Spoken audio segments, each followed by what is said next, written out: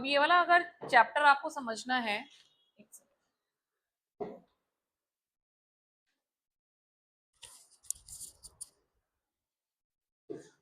सबसे beautiful chapter है, सबसे इजी चैप्टर है, अगर इसको समझना है तो I will try to make it very easy for you, कि ये जो प्रिंट कल्चर है आपके लिए बिल्कुल इजी हो जाए, कॉन्सेप्चुअली समझोगे तो ज्यादा बेटर है।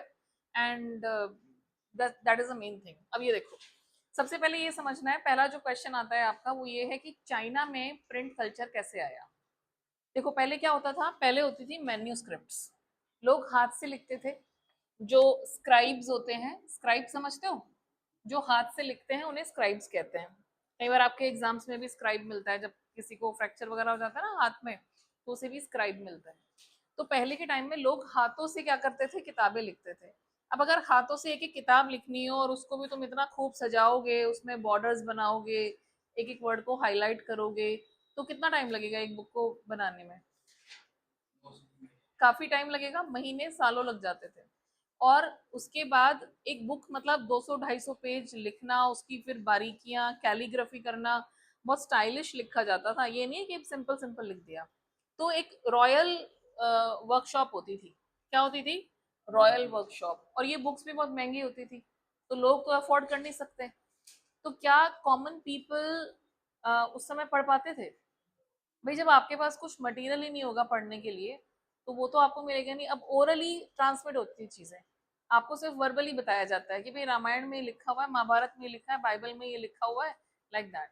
तो पूरे वर्ल्ड में ये वाला कल्चर चलता था, कौन सा? Oral culture.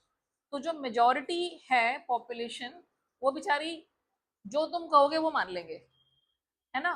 कहीं पे कथा हो रही है, उन्होंने जो बोला वो आपको मानना पड़ेगा, क्योंकि आपके पास कोई ऑप्शन ही नहीं है। लेकिन धीरे धीरे क्या हुआ, चाइना ने इस चीज को चेंज करा। तो चाइना यहाँ पे एक बहुत ही इंपॉर्टेंट रोल प्ले करता है, और चाइना के ऊपर एक क्वेश्चन भी आता है, तो इसको ध्यान से समझना। क्या है वो क्वेश्चन? कि चाइना में कैसे प्रिंट कल्चर डेवलप हुआ। अब चाइना ने एक तरकीब निकाली कि भाई अब कहाँ तक लिखेंगे बुक्स। चाइना में होती थी वहां पे एक ब्यूरोक्रेटिक सिस्टम है। अब ये मतलब पता है ब्यूरोक्रेसी क्या होती है? जहाँ पे ऑफिसर्स होते हैं, गवर्नमेंट ऑफिसर्स होते हैं, ठीक है।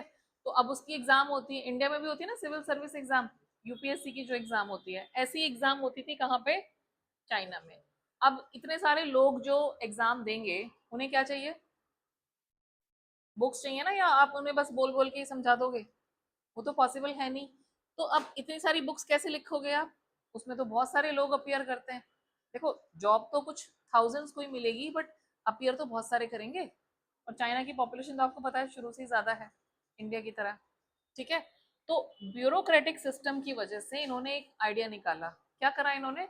दे started this wood block printing. अब इस वुड ब्लॉक प्रिंटिंग में क्या होता है, जस्ट क्विकली राइट डाउन। उसमें पेपर को रब किया जाता है अगेंस्ट द इंक्ड सरफेस। जैसे वो कभी ठप्पे लगाते हुए देखे हैं तुमने? ठप्पा कैसे लगाते हैं? इंक होनी चाहिए ना उसके लिए, तो इंक्ड सरफेस पे पहले उसको रब किया, और उसके बाद उसको पेपर के ऊपर, पोरस पेपर होता था, दोनों तरफ उसमें छेद होते थे, तो वो इंक उसको एब्जॉर्ब कर लेती थी अच्छी तरह से, और वो प्रिंट उस पर छप जाता था। तो कौन से वाला इजी है काम और जल्दी हो जाएगा, लिखने वाला, या वो पूरा का पूरा ऐसे करके आपने छाप दिया हर page? Which one is easier and quicker? ये वाला ना, वुड ब्लॉक प्रिंटिंग। तो कहते हैं कि necessity is the mother of invention. जरूरत पड़ी तो चाइना ने ये वाली ट्रिक अपनाई, और अब क्या करना शुरू कर दिया उन्होंने, ये वुड ब्लॉक प्रिंटिंग शुरू कर दी, और बुक्स क्या कर दी, पब्लिश करना शुरू कर दिया। समझ आया? Because of this bureaucratic system, exam होती थी, इसके लिए बुक्स चाहिए, लाखों लोग अपियर करते हैं, so they started this wood block printing. अब बुक्स प्रिंट होने लगी, एक पहली चीज। अब उसके अलावा अब लोगों ने इन बुक्स को यूज किया फॉर लेजर एक्टिविटीज। एक क्वेश्चन आता है कि भाई चाइना में ये कैसे डेवलप हुआ, प्रिंट किस तरह से डेवलप हुआ। तो पहले तो एग्जाम के लिए चाहिए था, और दूसरा पॉइंट हो गया आपका फॉर लेजर एक्टिविटीज। अब लोगों ने स्टोरीज, नॉवेल्स वगैरह लिखने शुरू कर दिए, ड्रामा, पोइट्री, ये सब लिखना शुरू कर दिया। अब लिखोगे तो पढ़ोगे भी। कुछ लोग लिखते थे, कुछ लोग उन्हीं की स्टोरीज, ड्रामा वगैरह पढ़ते थे। तो इस तरह से ये एक फ्री टाइम एक्टिविटी भी शुरू हो गई। पहले टीवी वगैरह तो होते नहीं थे, तो लोगों ने क्या करा, ये एक एंटरटेनमेंट का साधन बन गया उनके लिए। दे स्टार्टेड इंजॉइंग, जैसे आजकल आप लोगों को नेटफ्लिक्स और अमेजोन प्राइम ये सब है ना टाइम पास के लिए, तो उस समय क्या एक्टिविटी होती थी, रीडिंग एक्टिविटी। बस फर्क ये है कि रीडिंग एक्टिविटी से ब्रेन स्ट्रांग होता है, और ये जो आप देखते हो सोशल मीडिया एंड ऑल, इससे ब्रेन वीक होता है, बस इतना फर्क है। तो this is the thing, understood.